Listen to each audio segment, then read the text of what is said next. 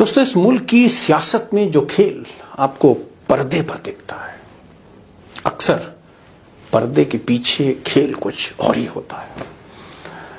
मिसाल के तौर पर इन साहब को देखिए, पहचान गए होंगे, असदुद्दीन ओवैसी, MIM के चीफ, विपक्ष के एक बड़े नेता।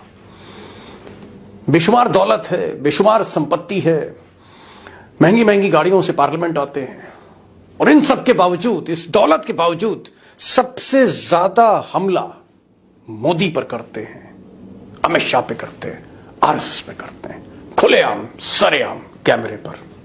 अब ओवैसी साहब के हमले तो इतने तल्ख होते हैं मोदी और शाह पर, जितने शायद शरद पवार के नहीं होते, ममता बनर्जी के नहीं होते, अखिलेश यादव के नहीं होते, तेजस्वी के नहीं होते, जितने भी अपोजिशन लीडर हैं। लेकिन बाकी जो अपोजिशन लीडर हैं, सबके घर पे छापे पड़ते हैं, ED जाती, इनकम टैक्स जाता है। लेकिन ओवैसी साहब इतने हमले करते हैं, लेकिन आज तक इनके यहाँ ना कोई छापा पड़ा, ना ED, और बेशुमार दौलत है। तमाम सवाल तेलंगाना में लोग उठाते रहते हैं, अपोजिशन उठाता रहता है। आज तक शाह साहब ने छापा नहीं मारा, बल्कि उल्टे सिक्योरिटी दे रखी है इनको। सवाल यह है कि क्या ओवैसी साहब बीजेपी की बी टीम है? क्या ओवैसी साहब और अमित शाह के रिश्ते बहुत अच्छे हैं? और ये सवाल मैं आज इसलिए उठा रहा हूं, इसलिए मौजूद है आज की तारीख में ये सवाल। अब दोस्तों, सवाल यह है कि इस वक्त कांग्रेस बेहद मजबूत विकेट पर है।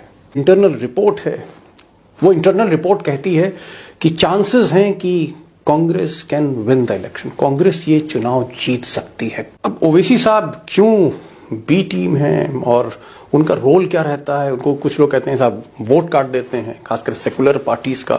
इस पर तो मैं एक एक्सपर्ट के साथ आ ही रहा हूं, लेकिन कुछ चीजें मैं आपके सामने दोस्तों रखना चाहता हूं। मुश्किल से 30-40 सेकंड लगेंगे। एक कि उत्तर प्रदेश के चुनाव में ओवैसी साहब एक बहुत बड़ा फैक्टर हुए, और कई सीटों पर समाजवादी पार्टी, जहां मुस्लिम पॉकेट्स में अच्छा प्रदर्शन कर सकती थी, वहां कहीं 5000 वोट काट दिए, कहीं 8000 वोट काट दिए, कहीं 10,000 काट दिए।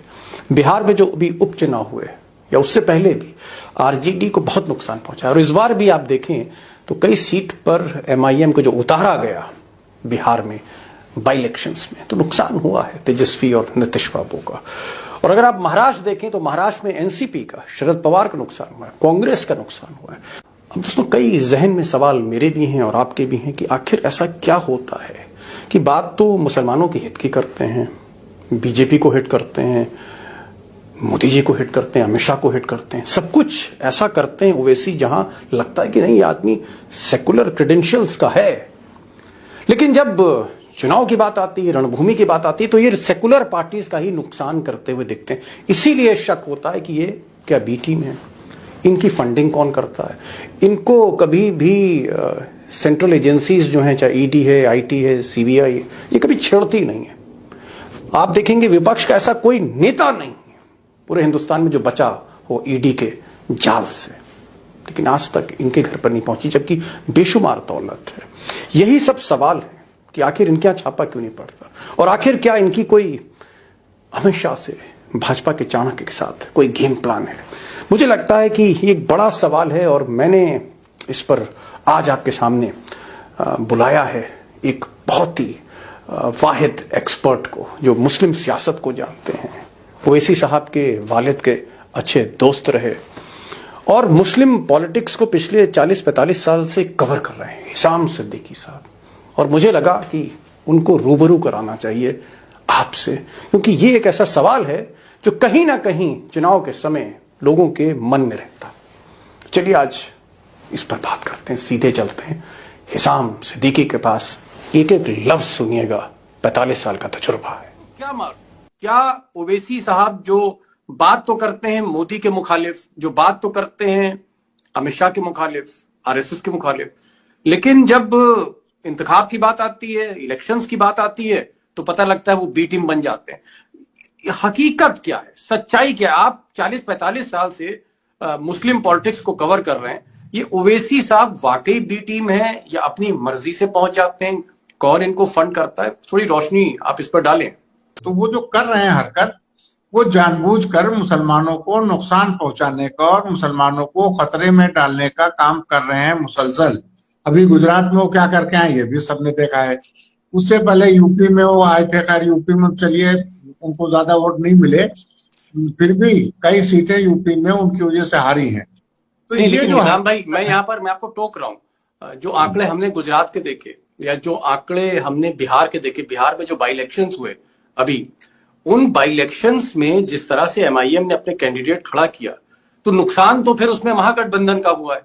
वो कहीं हाँ 10,000 बिल्कुल वोट काट देते हैं, कहीं 11,000 वोट काट देते हैं, और वो जो 10-11,000 वोट वो काटते हैं, उससे क्या होता है कि जो सेकुलर पार्टी है कहीं ना कहीं वो उसके वोट कम होते हैं और पता से लगता है वो एडवांटेज बीजेपी होता है।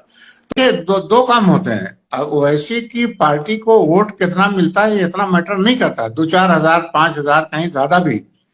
असल मसला ये है दीपक कि ओवैसी जो तकरीरें करते हैं जाकर के चुनाव में, उनकी तकरीरों की वजह से हिंदू वोटर पोलराइज होता है बीजेपी की तरफ से। यही बीजेपी का मकसद है कि वो ओवैसी के जरिए ये काम करते रहें। वोट कितने मिले वो उतना मैटर नहीं करता, जितना मैटर ये करता है कि वो भी हिंदू वोटर जो फेंस सिटर कहलाते हैं, जिनको बीजेपी से लेना देना नहीं होता है, जब वो ऐसी की तकरीर सुनते हैं फिर उनके दिमाग में आता है यार ये मुसलमान क्या कर रहे हैं, इनके खिलाफ तो जाना चाहिए, तो वो चले जाते हैं। तो असल जो काम बीजेपी का होता है वो इनकी तकरीरों से पोलराइजेशन का होता है। और ये अपने वोट कितने पाएंगे मुझे नहीं पता है, लेकिन ये नॉन मुस्लिम जो बीजेपी के वोटर नहीं भी हैं, हिंदू वोटर, उनको पोलराइज कर देंगे बीजेपी की तरफ, ये इनका काम है। और अब चाहे कोई कुछ कहता रहे दीपक, जिस तरह की इनकी एक्टिविटीज हैं, सियासी एक्टिविटीज, अब कोई कुछ भी कहता रहे, अब मैं या कोई भी समझदार मुसलमान ये मानने को तैयार नहीं है कि ओवैसी बीजेपी के पेरोल पर हैं। बी टीम तो छोड़ दीजिए, जो बीजेपी कहती है, जो अमित शाह इंस्ट्रक्शन देते होंगे या मोदी, वही करते हैं वो। अब वो चाहे जितनी सफाई दें, उनके सफाई से कोई फर्क नहीं पड़ने वाला है। तो ये जो हरकत वो कर रहे हैं ये बहुत खतरनाक है मुसलमानों के लिए।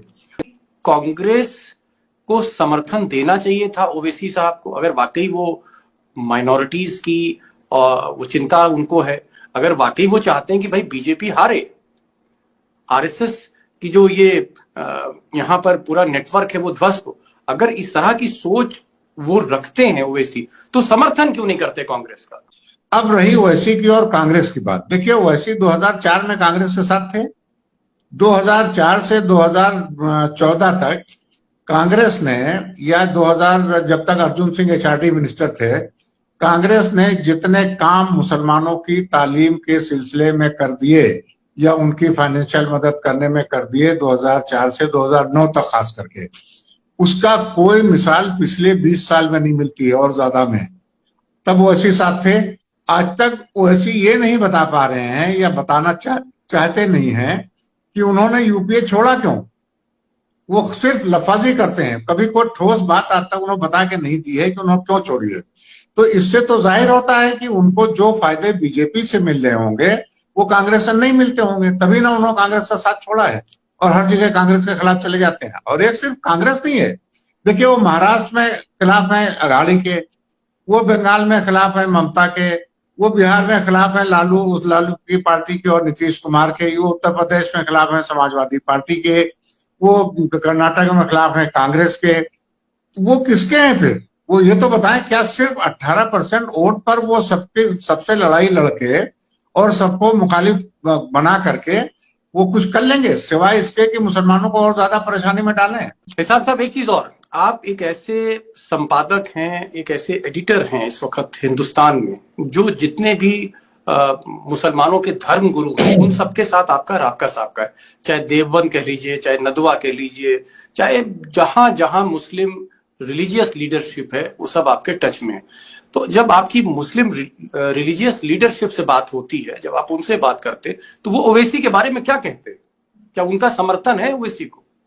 आज तक एक भी रिलीजियस लीडर और सोशल लीडर मुसलमान ने ओवैसी की तारीफ हमसे नहीं की है। और हद यह है कि ओवैसी मुस्लिम पर्सनल लॉ बोर्ड में बहुत एक्टिव हो गए थे बीच में, अभी भी हैं। अब वहां पर पहले थे मौलाना वली रहमानी, मुस्लिम पर्सनल लॉ बोर्ड के जनरल सेक्रेटरी, तो वो इन लोगों की हरकतों को काफी हद तक ठीक कर लेते थे। अब वो रहे नहीं, अब वो है नहीं। और एक साहब जो दूसरे काम देख रहे हैं मुस्लिम पर्सनल लॉ बोर्ड का, वो हैं हैदराबाद के, तो वो ओवैसी के दबाव में रहते हैं, जिससे भी थोड़ा नुकसान हो रहा है। लेकिन अकेले में बात मैंने जितने लोगों से की, आज तक किसी ने ये नहीं कहा कि ओवैसी की पॉलिटिक्स ठीक है। सब ने कहा कि भाई इनकी पॉलिटिक्स समझ में नहीं आती है। एक ओवैसी साहब के, असदुद्दीन ओवैसी साहब के जो वालिद थे, उनके जो फादर थे, पिताजी थे, उनसे भी आपके संपर्क थे, क्योंकि आप तो 40-45 साल से पत्रकारिता कर रहे हैं। ओवैसी साहब के जो वालिद, उनके फादर और ओवैसी साहब, इनकी सियासत में बुनियादी फर्क क्या दिखता है आपको? नहीं, बुनियादी फर्क ये है कि वो नुकसान नहीं करते थे और वो अपने आप को हैदराबाद तक महदूद रखते थे। उनका ये था कि वो हैदराबाद तक रहें, उसके आगे निकलने की कोशिश कभी नहीं की उन्होंने। कहीं उन्होंने एक एमएलए का इलेक्शन नहीं लड़वाया किसी दूसरे स्टेट में, और वो इनके मुकाबले 1000 गुना ज्यादा समझदार थे। अब आपको क्या लगता है कि ओवैसी साहब का जो मैं लाइफस्टाइल देखता हूँ, बेशुमार दौलत है और महंगी गाड़ियों से चलते हैं, और अभी तक तमाम विपक्ष के नेताओं पे छापे मारे गए। अगर कोई 2 करोड़ की गाड़ी से पार्लियामेंट में विपक्ष का कोई नेता पहुंच जाए, कांग्रेस का पहुंच जाए या समाजवादी का पहुंच जाए, किसी और पार्टी का पहुंच जाए, तृणमूल का पहुंच जाए, तो समझ लीजिए कि उसके घर ईडी पहुंच जाती है। लेकिन ओवैसी साहब रेंज रोवर से आते हैं, महंगी महंगी गाड़ियों से आते हैं। आज तक इनके यहाँ जब से मोदी और अमित शाह की सरकार आई, एक बार छापा नहीं पड़ा है। तो क्या ये एक आपको अंदर ही अंदर पर्दे के पीछे कहीं ना कहीं कोई खेल दिखता है? आपको शक होता है क्या? बिल्कुल शक नहीं, हमको तो यकीन है 100% ये मिले हुए हैं। इसलिए मिले हुए हैं कि हैदराबाद में जो हरकतें करते रहते हैं और जिस तरह इनकी आमदनी है और जितने कॉलेजेस में ये कैपिटेशन फीस वगैरह लेते हैं, वो छोटी बात नहीं है। और कभी न तो इनकम टैक्स, ना तो मैं जहां तक मेरा पर्सनल ताल्लुक है, मुझे 100% यकीन है कि ये बिल्कुल बीजेपी के हाथ में खेल रहे हैं।